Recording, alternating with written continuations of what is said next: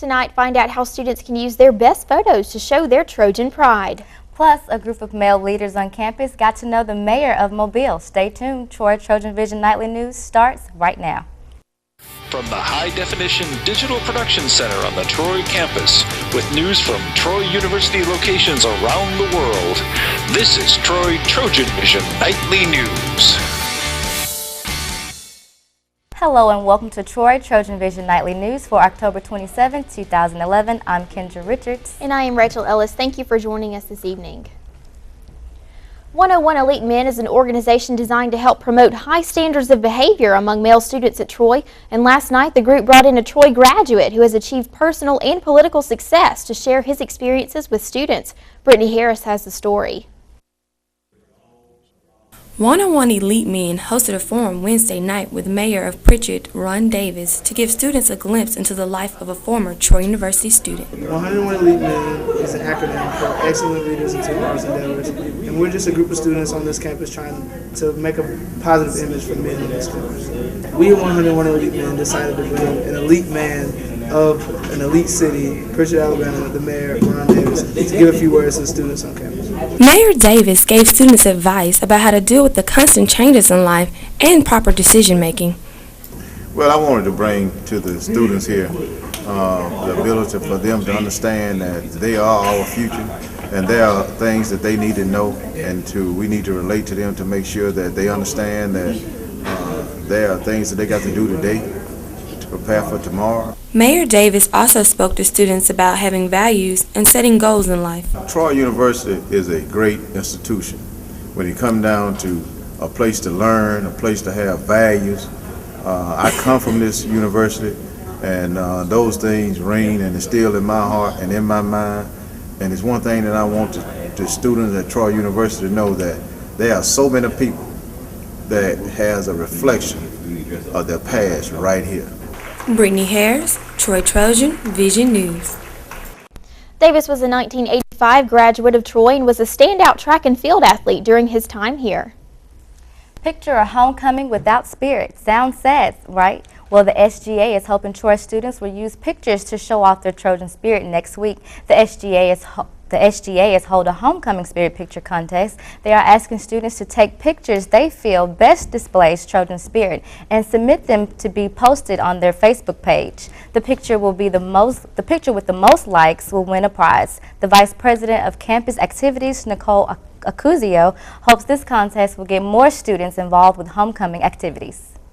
We're just trying to get students, as many students as possible, involved in different homecoming activities. So maybe you're not a part of a huge group that can compete in dance or skit, but this is something small that you can do, that you can get a bunch of friends together, take a fun picture, and put it up on the Facebook group to get some likes. And it's just a way to get people involved in doing activities for homecoming and not just thinking, oh, well, if I'm not a part of a huge organization, then I can't have fun. We're just trying to get everybody out there and into it.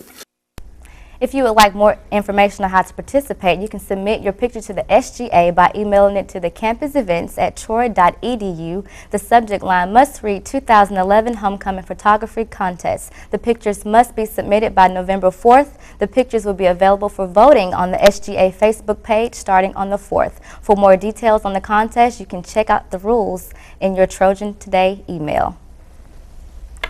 Last night, the Troy University Theater Department gave students a chance to kick back and relax and watch a lighthearted performance. And it was one that didn't require a lot of rehearsal or learning any lines. Talisa Harris has the details. Many Troy University students came out on Wednesday night to show their support to the first improv show that was hosted by the theater department. They did not expect for their first show to be a huge success. The space was small and we filled up tonight, and it was a great turnout, and the actors had a great time because, I mean, with an audience you get that instant feedback you need for improv to really thrive. Some of the actors had a hard time keeping a straight face. They also let some of the audience members get involved with some of their skits.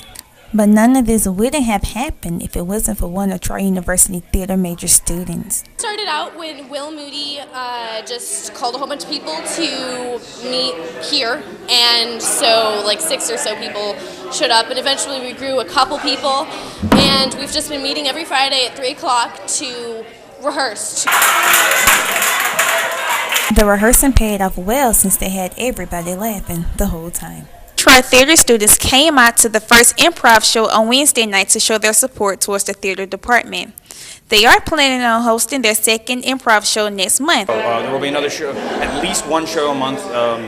It's been a lot of crazy because most of us are theater majors, and so we're really busy all the time. Talisa Harris, Troy, TrojanVision News. The theater department is scheduled to have their student choreography showcase next Friday and Saturday at 7:30 in the Trojan Center Theater.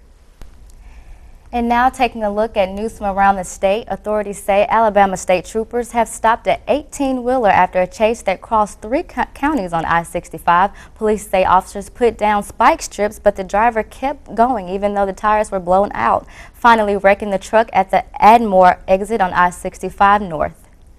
AIDS Alabama has won a 5-year, $1.7 million federal grant to help people avoid infection with HIV and to steer those who are HIV positive to appropriate medical care. The prevention grant is funded by the Centers for Disease Control and Prevention. Hundreds of people turned out to demonstrate their concern over a move to stop pregame prayers at high school in northwest Alabama. Residents of Lauderdale County town Killen gathered last night to pray about a complaint filed by the Freedom from Religion Foundation, which wants to stop prayers before football games at Brooks High School. Still to come on TrojanVision Nightly News, Taylor Burke will give us an update on where the Trojan football team stands in the Sun Belt when he joins us with sports. But first, the Secretary of State testifies before the House Foreign Affairs Committee today. That story is after the break. The Secretary of State defends the U.S. relationship with Pakistan. I'm Danielle Nottingham on Capitol Hill. Coming up, why she's asking Congress to continue its aid to the country.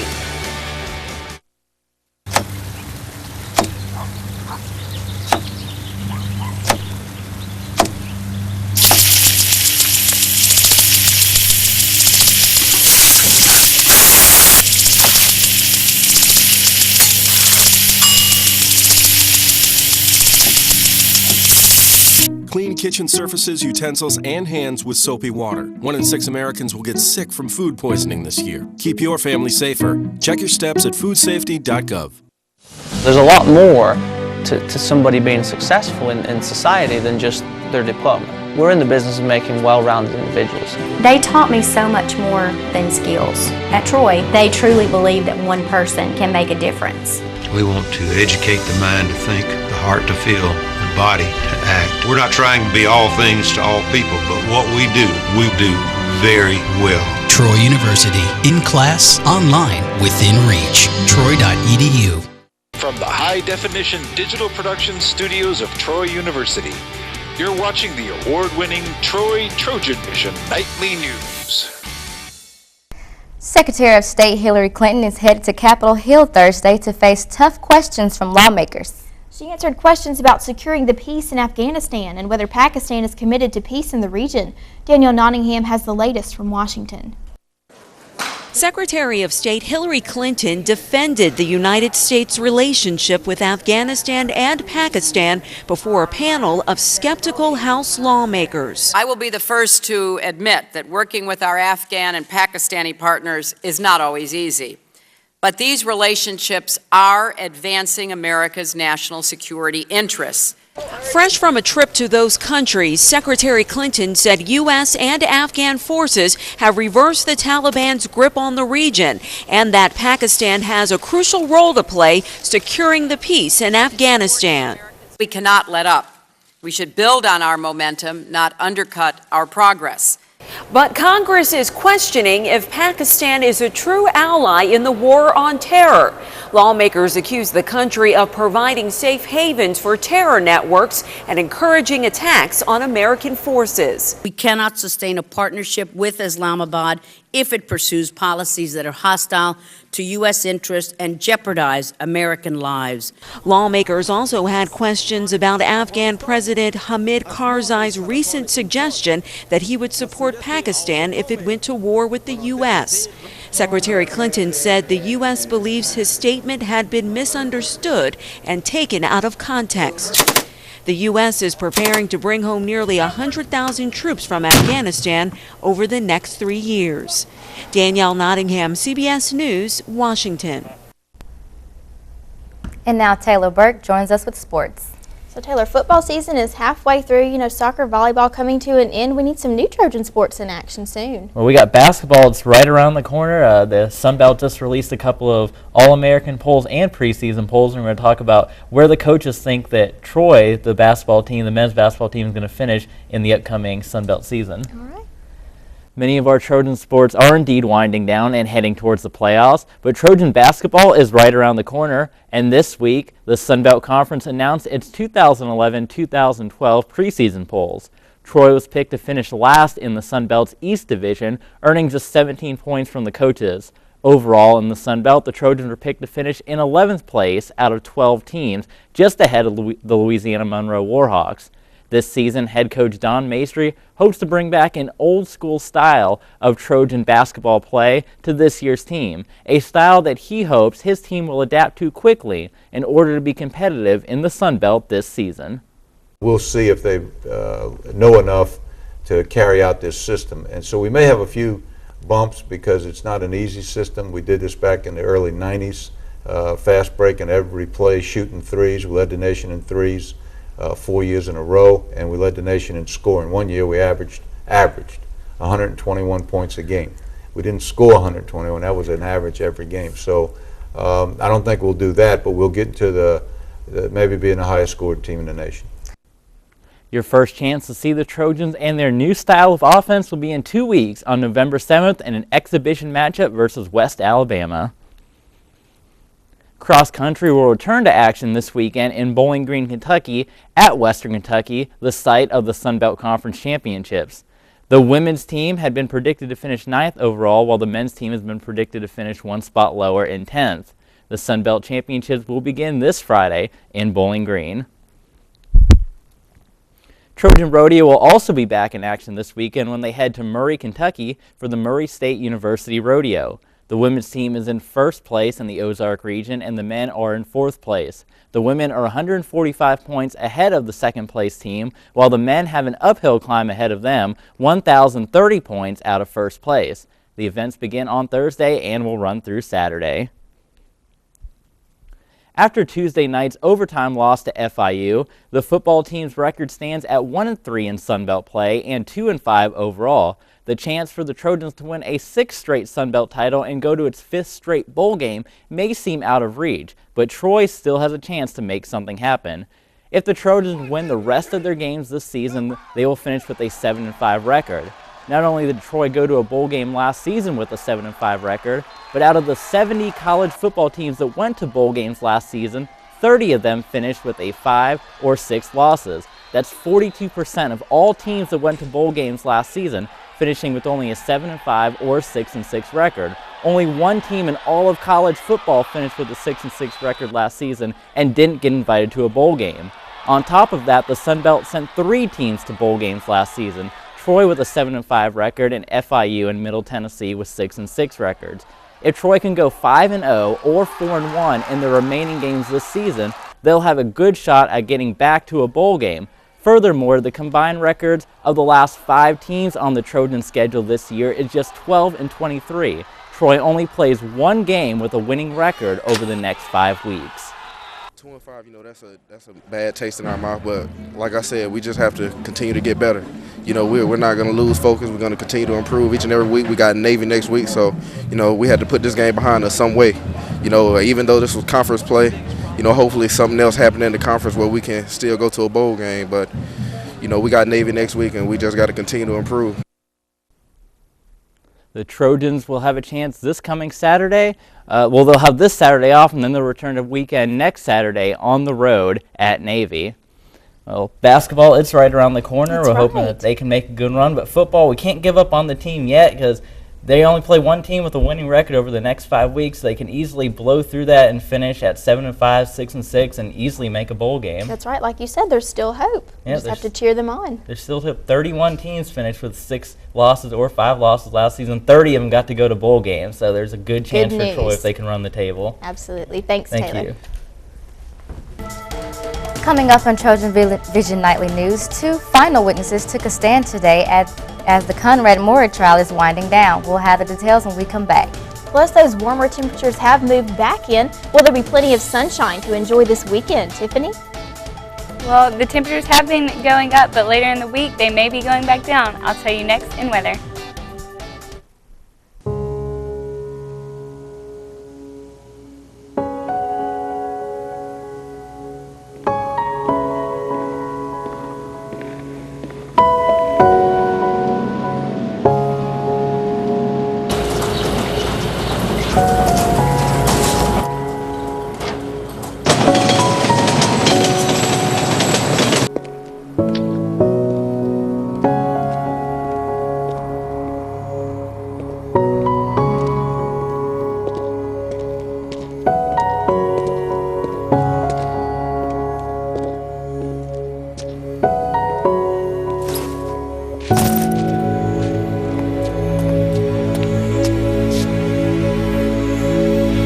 Welcome home, man.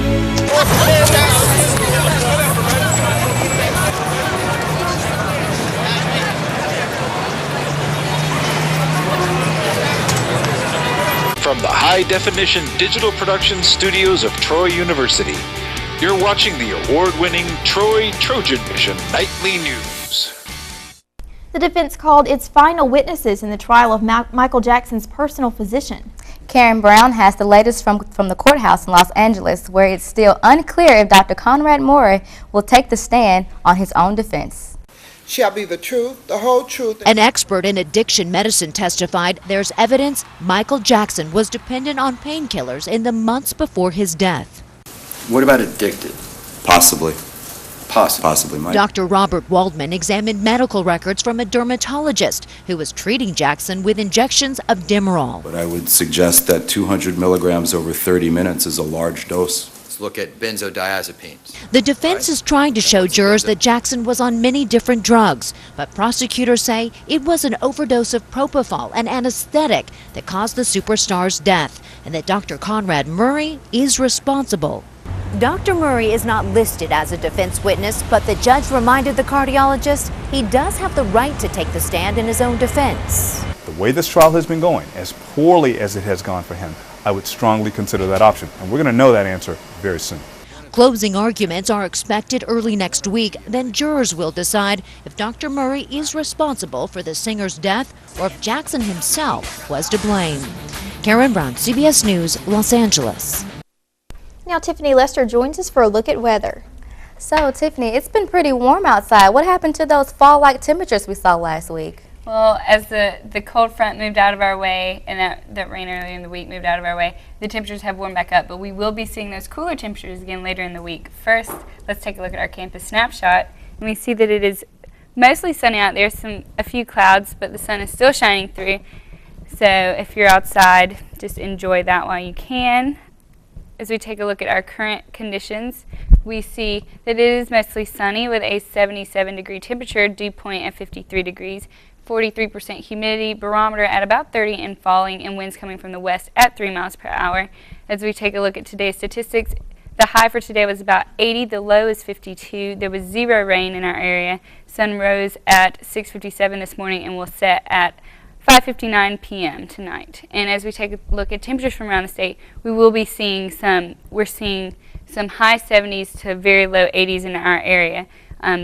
In Troy, we are seeing 77, whereas in Dothan, they're seeing 81, so it's warmer there. In the southeast, in Florida, they're seeing some low 80s as well, but as you get into our area, it's the high mid-70s to high 70s.